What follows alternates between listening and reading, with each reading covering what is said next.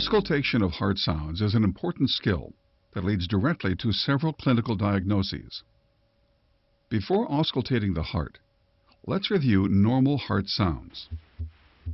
Closure of the heart valves creates a pair of audible heart sounds. The first sound, S1, arises from closure of the mitral valve.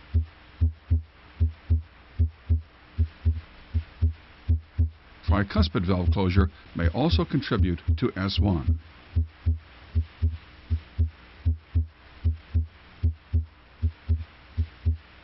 The second sound, S2, arises from closure of the aortic valve.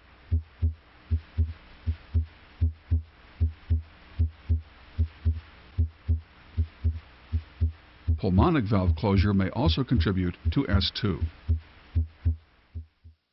Ventricular systole occurs between S1 and S2.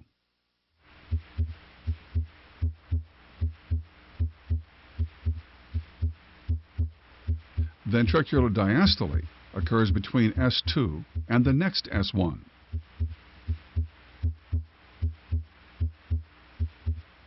The fact that diastole usually lasts longer than systole is helpful in distinguishing the two sounds.